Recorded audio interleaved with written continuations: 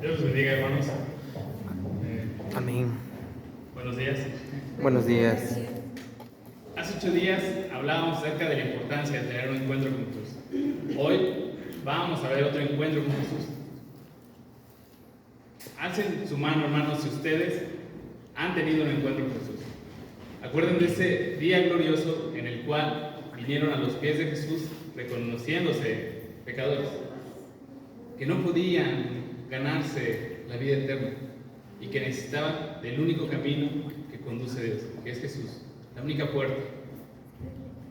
Hoy vamos, aún si ya lo hemos encontrado, si ya hemos venido a los pies de Cristo, necesitamos seguir viniendo, porque tristemente nos seguimos ensuciando de pecado.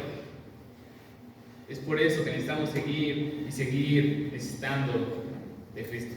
Vamos a abrir nuestra Biblia, hermanos. Vamos a Mateo, capítulo 9, versículo 9 al 13. Es un encuentro interesante con Jesús.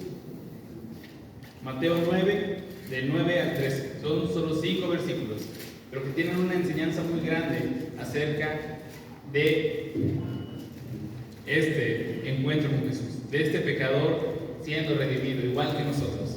¿Ya lo tienen, hermanos? Mateo 9, del versículo 9 al 13. Yo leo el 9, ustedes el 10, así consecutivamente, hasta el 13 lo leemos todos juntos. Dice: pasando Jesús de allí, vio a un hombre llamado Mateo, que estaba sentado al banco de los tributos públicos, y le dijo: sígueme. Y se levantó y le siguió. Y aconteció que estando él sentado a la mesa en la casa, he aquí que muchos publicanos y pecadores que habían venido se sentaron juntamente a la mesa con Jesús y sus discípulos. Cuando vieron esto los fariseos, dijeron a los discípulos: ¿por qué come vuestro maestro con los publicanos y pecadores? Al oír esto, Jesús les dijo: los sanos no tienen necesidad de médico, sino los enfermos. Id pues y aprended lo que significa misericordia quiero y no sacrificio, porque no he venido a llamar a justos, sino a pecadores al arrepentimiento. Amén. Vamos a hacer una oración, hermanos. Padre Santo, te damos gracias por tus muchas bondades y misericordias en esta mañana. Te damos gracias porque nosotros somos, como Mateo, un pecador, Padre, que necesitamos de tu Hijo Cristo, de ese sacrificio perfecto para poder ser limpios de nuestros pecados. Y también necesitamos de tu gracia, Padre, para seguir caminando en santidad, que sigas sobrando en nuestro corazón. Es lo que te pedimos esta mañana, que nos permita seguir viniendo a los pies de tu Hijo Cristo. Venimos a tu trono confiadamente por este sacrificio perfecto que hizo Cristo. En el nombre de tu Hijo Jesús. Amén. Antes de pasar a analizar un poco más la historia, debemos de entender quién es Mateo. Mateo, en su evangelio, este Mateo del que leímos, es el mismo que escribió el evangelio de Mateo. Se llama Mateo. En otros evangelios se le llama Leví. Es muy probable que tuviera 2 nombres. Curiosamente no se habla mucho de este Mateo en los evangelios.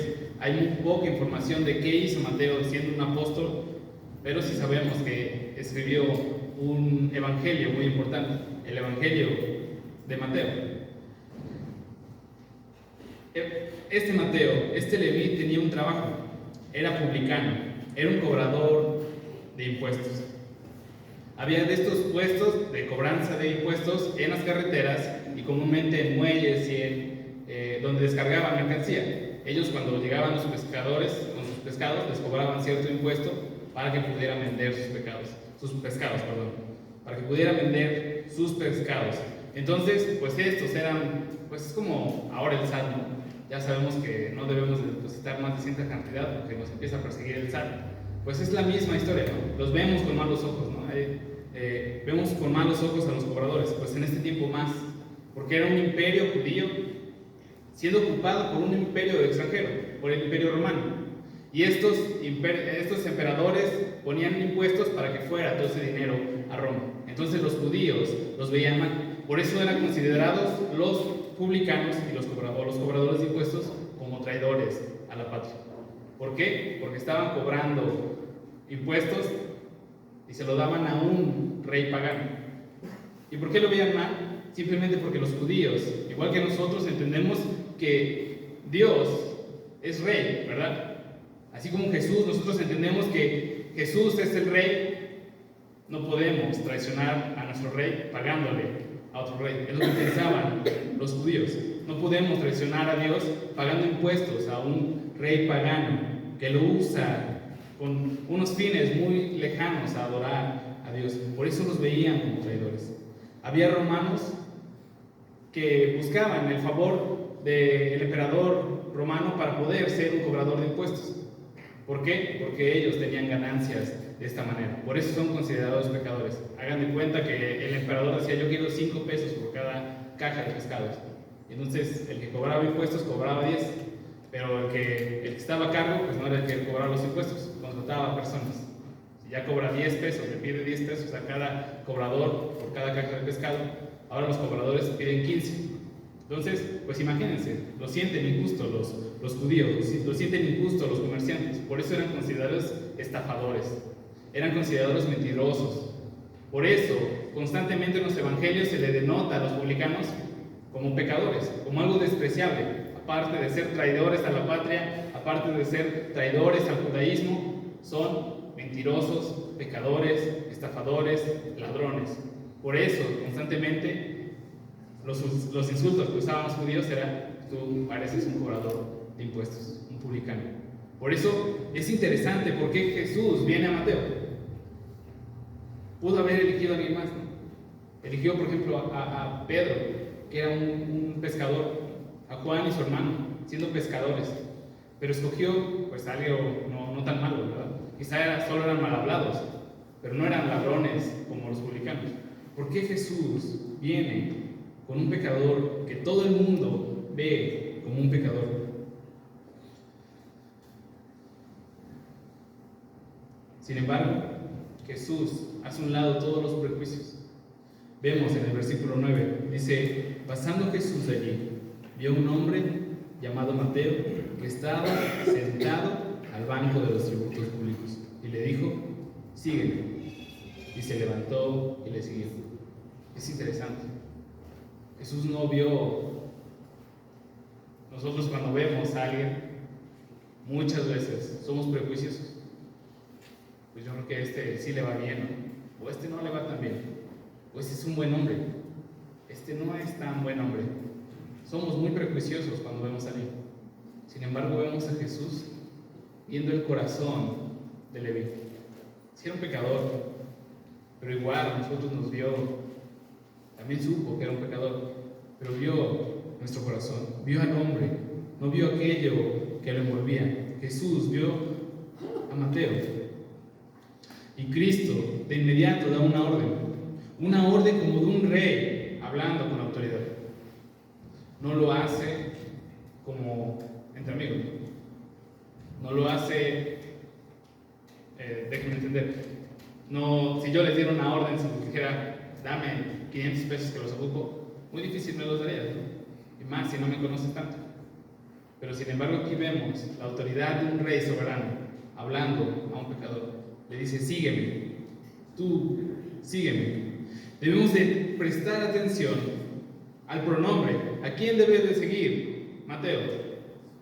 Jesús dice: sígueme, a mí, a Jesús. Y ese es un problema, porque muchas veces dejamos de entender que el llamado de ser cristiano es de seguir a Jesús.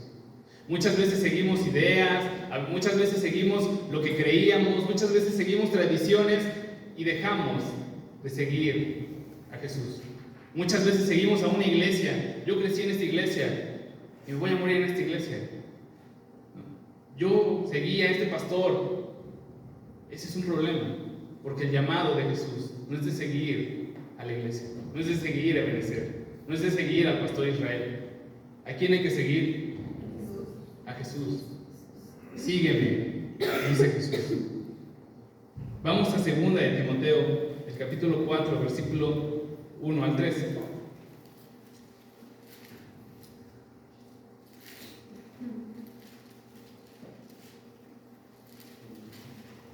Segunda de Timoteo, capítulo 4, del 1 al 3, dice: Te encarezco delante de Dios y del Señor Jesucristo, que juzgará a los vivos y a los muertos en su manifestación y en su reino.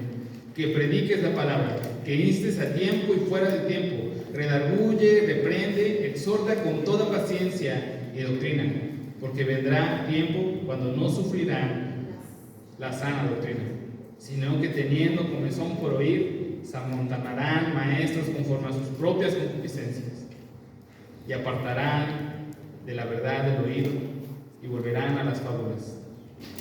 ¿Qué está diciendo aquí Pablo? Puede parecer que no tiene mucha relación con lo que estamos diciendo, pero Pablo está diciendo a Timoteo: mira, tú predica la palabra, no prediques nada fuera que no sea la palabra. Dice, porque va a haber un tiempo donde la iglesia, donde las personas dejarán de seguir a Jesús y empezarán a buscar lo que ellos quieren. Dice, se van a amontonar maestros que les hablen lo que quieran oír. Y esto ha pasado durante toda la historia de la iglesia. Siempre ha habido falsos maestros que predican lo que las personas quieren oír. Dice Pablo, dejarán de sufrir la sana doctrina, porque te confronta duramente la palabra de Dios, te hace cambiar radicalmente tu vida. Por eso dice Pablo, dejarán de sufrir la sana doctrina. No debemos de seguir falsas enseñanzas, no debemos de buscar lo que nos guste. ¿Qué debemos de buscar? A Jesús y a su palabra. Eso es lo que hay que seguir a Jesús y su palabra. ¿Y cuál es la respuesta de Mateo? El versículo 9 también nos lo sabe.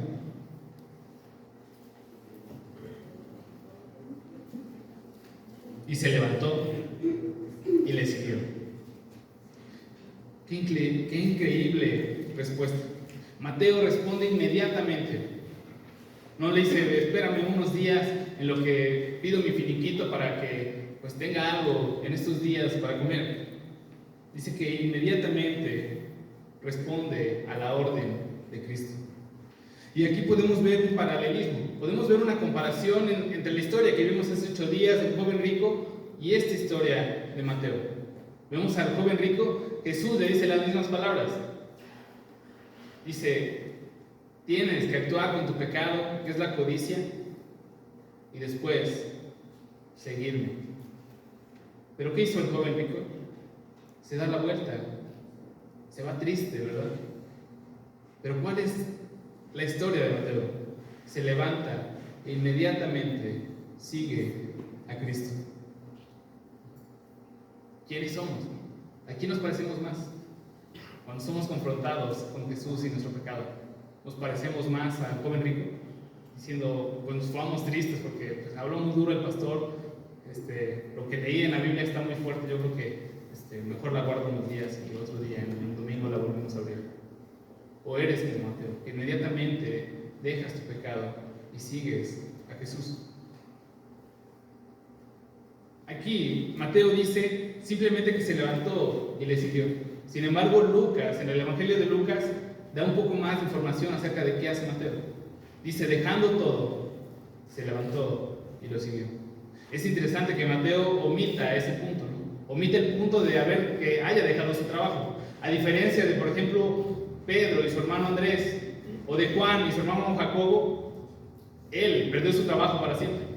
Ya no podía regresar a ser cobrador de impuestos. De hecho, vemos a los discípulos que son pescadores, después de la muerte de Jesús, volviendo a su trabajo. Vemos regresando a pescar, y ahí se encuentran a Jesús cuando Él resucita. Sin embargo, Mateo, al dejar su trabajo, había dejado completamente, ya no lo iba a poder a retomar. Quizá lo hace por humildad, pero debemos entender, muchas veces llegamos a entender mal este pasaje. No, pues seguir a Cristo significa dejarlo todo, ¿no? Ni modo, esposa, eres muy buena, eres muy bondadosa, pero pues voy a seguir a Cristo, te tengo que dejar. Ni modos, hijos, voy a tener que dejar, que voy a seguir a Cristo. No, el llamado que hace Jesús es a dejar, ciertamente, pero dejar aquello que no es digno. Dejar aquello que es un problema para ti. Dejar un pecado. Y es por eso que Mateo deja su trabajo. ¿Por qué? Porque estaba lleno de estafas, estaba lleno de mentiras, estaba lleno de traiciones. Por eso Mateo deja su trabajo. Dios, es muy probable que si tú no robes, mientras tú no robes tu trabajo, Dios te permita seguir teniendo ese trabajo. Pero en el momento en el que sabes que es un problema o que es un delito, Dios sí te va a pedir que dejes tu trabajo. Entonces, sí hay que dejarlo, pero hay que dejar únicamente aquello que no es digno, aquello que no agrada a Dios. Seguir a Cristo no significa perderlo todo, sino significa ganar más. Es increíble este paralelismo. Seguir a Cristo no significa perder todo lo que tienes. Seguir a Cristo significa ganar más. Mateo había perdido su empleo, sin embargo encontró la vida eterna. Mateo había perdido un sueldo seguro, sin embargo ganó la verdadera riqueza.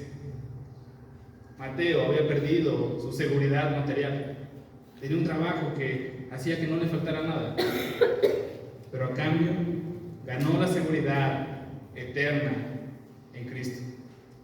Ganó más, tuvo un tesoro mucho mayor. Por eso no se ve triste Mateo después. Encontró una comunión y una esperanza mayor que todo lo que había podido conseguir o había obtenido en este mundo. Este es el Mateo. Y este debemos ser nosotros. A veces tendrá que ser Dios, nos va a pedir sueños para nosotros. Yo recuerdo cuando era más joven y entré a la universidad, dije, pues voy a estudiar una ingeniería porque pues los ingenieros ganan un poco mejor y lo único que quiero es un auto. Yo quiero este auto. Y ya aunque pues viva, no importa cómo viva, yo solo quiero este auto. Pero adivinen qué, hermanos, me encontré con Jesús y lo dejé ese sueño que me llevaba a un egoísmo, dejé ese sueño que era la codicia por seguir a Jesús.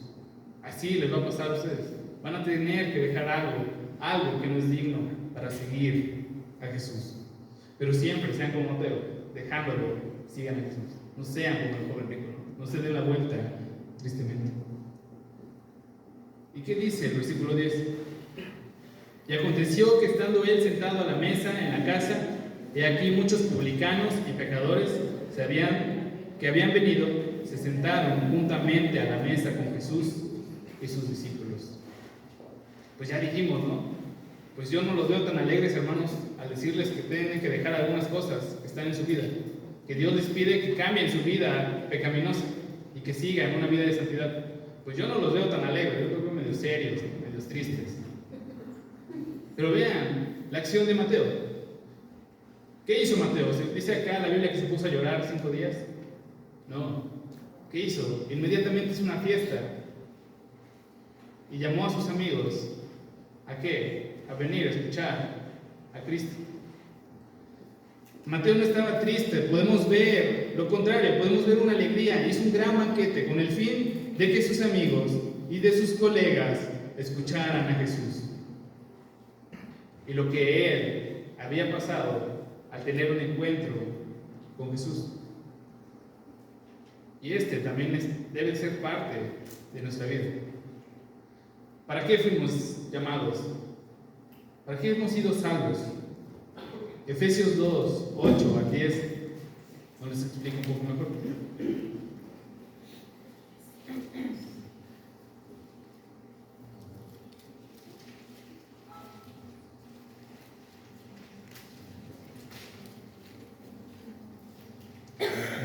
Del 8 al 10 dice: porque por gracia sois salvos por medio de la fe, y esto no de vosotros, pues es don de Dios, no por obras para que nadie se gloríe, porque somos hechura suya, creados en Cristo Jesús para buenas obras, las cuales Dios preparó de antemano para que anduviésemos en ellas. ¿Para qué hemos venido a Cristo? Dice, hemos sido nuevas criaturas, tenemos un nuevo corazón, un corazón de carne. Cuando hemos venido a los pies de Cristo, cuando hemos confesado nuestros pecados y ponemos nuestra fe únicamente en Jesús, somos nuevas criaturas. ¿Y aquí dice Pablo? ¿Para qué eres una nueva criatura? Para hacer buenas obras. No somos salvos por las buenas obras, pero hacemos buenas obras porque somos salvos. Y esto es lo que está haciendo Mateo. Inmediatamente cuando él sigue a Jesús, entiende este punto. Necesitamos yo quiero que mis amigos, que aquellas personas cercanas a mí, también conozcan a Cristo y tengan esta esperanza viva como yo la tengo. Y por eso Él hace un banquete en su casa. Nosotros también debemos llevar a otras personas al Evangelio. Debemos llevar a otras personas a los pies de Cristo. Sin embargo, aquí vemos una resistencia, ¿verdad? En el versículo 11. Cuando vieron esto, los fariseos dijeron a los discípulos: ¿por qué come vuestro maestro con los publicanos y pecadores? Estaban muy felices en la fiesta. No dice qué estaban diciendo, pero muy probablemente Jesús le estaba dando una enseñanza importante.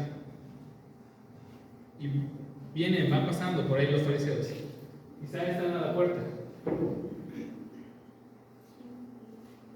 Y les dice, no hablan con Jesús, ¿no? Hablan con los discípulos. Que ¿por qué tu maestro está comiendo con pecadores? De aquí no podemos entender quizá bien la pregunta. Para los fariseos era imposible permanecer puro espiritualmente si aceptabas sentarte con pecadores. No podías ser puro si tú convivías con pecadores. Esos fariseos trataban de vivir una vida santa alejándose de todas las demás personas. Y esto en parte de la ley lo dice así, ¿no? Sí. Por ejemplo, recuerdo que la ley habla de que si tú tocas a un cadáver, inmediatamente te vuelves impuro. Los fariseos llevaban esta ley un poco más al extremo.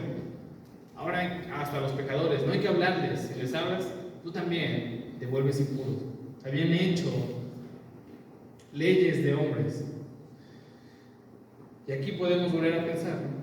Entonces, ¿está bien o está mal juntarme con personas que no son cristianas? ¿Está bien o está mal sentarme a comer con personas que son pecadores? ¿Ustedes qué opinan?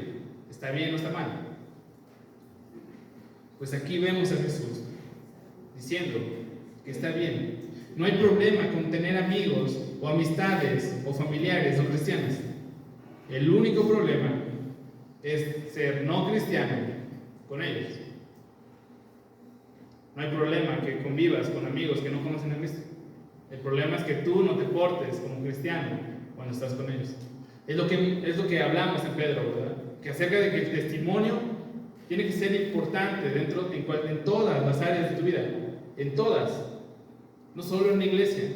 No solo cuando veas al pastor. En cada una de las áreas de tu vida debes demostrarte cristiano. Esto es importante. Pero, ¿qué pasa? Jesús escucha esto. Vamos al versículo 12. Al oír esto, Jesús les dijo: los sanos no tienen necesidad de médico, sino los enfermos. Aquí Jesús escucha las murmuraciones de los fariseos y le responde con una parábola y confronta a los fariseos de dos maneras importantes. La primera, los confronta porque los fariseos se rehúsan a creer en el ministerio sanador de Jesús e ignoran que Jesús es el médico divino. Esta parábola dice: los sanos no tienen necesidad de médico, sino los enfermos. Y eso es una realidad, ¿verdad? Bueno, actualmente sí vamos al hospital, por ejemplo, aunque estemos sanos. A veces vamos a donar sangre o vamos a recibir una vacuna para no enfermarte. Pero por lo general, incluso aunque estás enfermo, no quieres ir al médico. Pero por lo general, cuando te enfermas, vas a buscar ayuda, vas a buscar un médico. Y es lo que dice. ¿Pero a qué se refiere Jesús en esta parábola? Pues justamente ese punto, ¿no? Debes de reconocerte pecador para poder creer en Jesús. Y ese es el otro punto. Jesús muestra su humanidad de los fariseos y la falta de misericordia que ellos tienen. ¿Saben cuál es el 1, 2, 3 del Evangelio, hermanos? ¿No? Eso se usa con los niños. Yo recuerdo cuando era maestro de niños en las escuelas bíblicas de vacaciones, les mostrábamos el 1, 2, 3 del Evangelio. El primero es reconocer que eres pecador. Si no reconoces que eres pecador, no necesitas médico, como dice Jesús. No necesitas a Jesús como Salvador, porque crees que eres lo suficientemente bueno como para necesitar el sacrificio perfecto de Cristo y limpiarte de tus pecados. El segundo es confiar en Jesús, poner tu fe, arrepentirte y poner tu fe. Y el tercero es declarar la gloria de Dios. Ese es el 1, 2, 3 del Evangelio. Es muy sencillo, es para que los niños se lo puedan aprender. Y esto es lo que está pasando.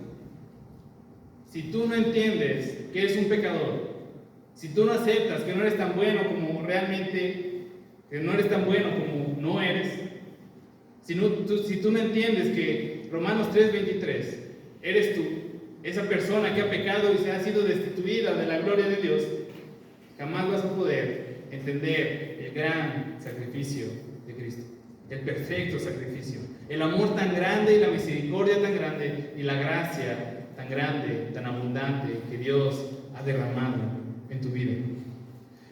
Cristo afirma ser el médico que puede acabar con la mayor enfermedad del mundo. ¿Y saben cuál es? No es el COVID, no es la gripe española, no es la peste negra, es el pecado, porque ese ha contagiado a todos. Y todos parece que pecan y pecan más. Y con los años se van mostrando más y más pecados. Y es Cristo la única persona que puede sanar esa enfermedad. Y también le responde en el versículo 13 diciendo: id pues y aprended lo que significa misericordia quiero y no sacrificio, porque no he venido a llamar a justos sino a pecadores al arrepentimiento. Aquí explica un poco mejor su parábola acerca del médico y los enfermos. Y es interesante la orden. Jesús se dirige a los fariseos y dice: mira, ustedes tienen que ir y aprender. Es interesante porque los fariseos eran los que enseñaban. ¿Entienden? Les dice: tú ve y necesitas aprender, te falta aprender. ¿Y qué le falta aprender? Le falta aprender un pasaje que quizás se lo sabían de memoria. Vamos a Oseas 6:6.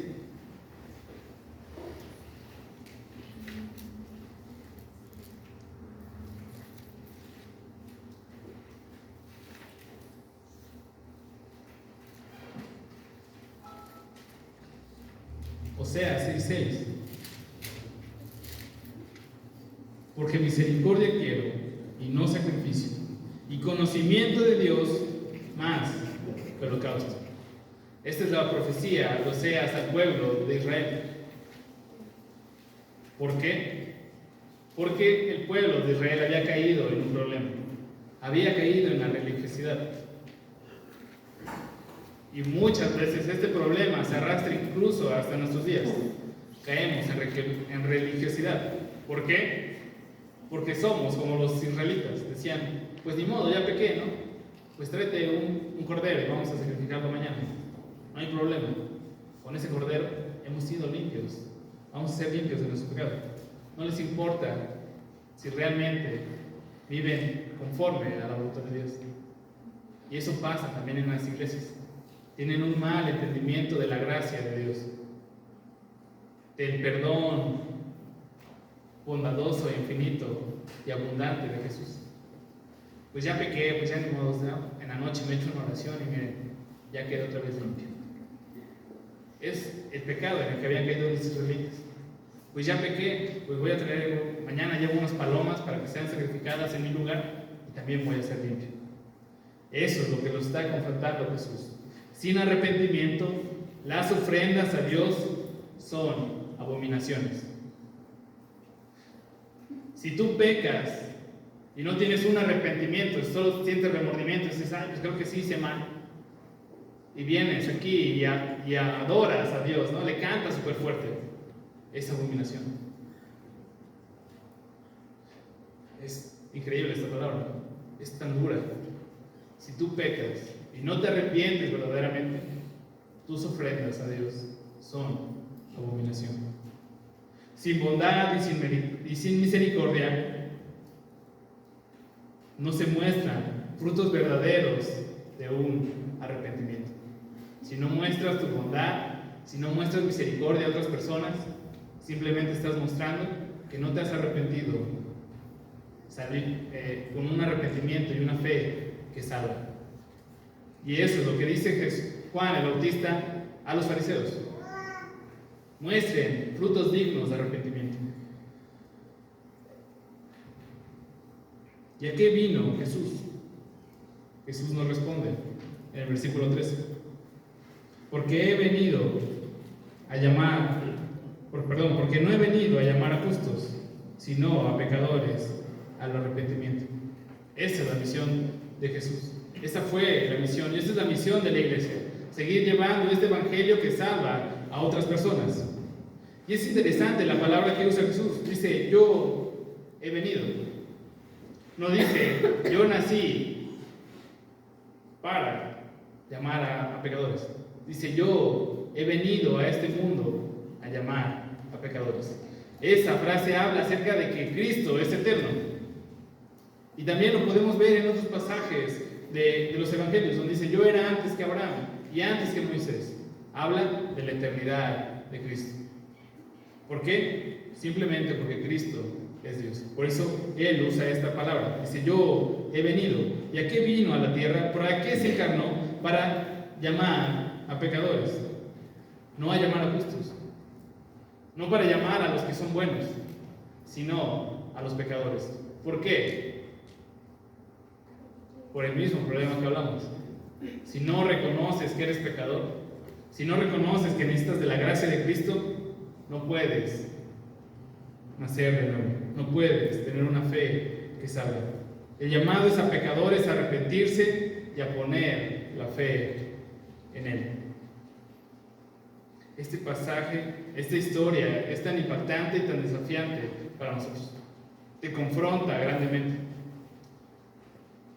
Porque estos fariseos siguieron los mismos pasos que el joven rico. Se dieron la vuelta y no cambiaron absolutamente nada. Escucharon el regaño de Jesús, pero no tuvieron un arrepentimiento verdadero. Y aquí es la pregunta: ¿tú quién eres? ¿Tú a quién te pareces más? ¿Al joven rico o a Mateo? ¿Cómo vas a salir hoy? ¿Vas a dar la vuelta y te vas a ser triste? ¿O te vas a levantar y vas a seguir a Jesús? Hay que seguir a Jesús, ¿verdad? No hay que seguir a una iglesia, no hay que seguir a un pastor, no hay que seguir a un maestro, no hay que seguir a una doctrina, no hay que seguir a una iglesia, hay que seguir a Jesús. Hay que levantarse y dejar todo aquello que no es digno de ser un hijo de Dios y seguir a Jesús. Hay que llevar a otras personas a conocer a Jesús. Y hay que ir con otras personas y mostrar un testimonio de lo que hace Jesús en las vidas. Y hay que arrepentirnos verdaderamente para que nuestras ofrendas sean agradables a los pies de nuestro Dios. Y hay que reconocernos pecadores y reconocer que sin Cristo, sin Dios, realmente no tenemos nada. Vamos a orar, hermanos.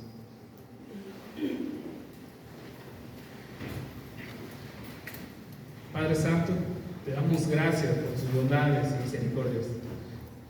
Te damos gracias porque hoy reconocemos que estamos en bancarrota espiritual.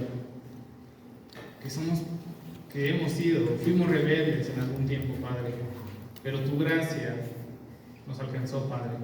Tú nos diste y derramaste y extendiste tu mano de gracia y de misericordia hacia nosotros.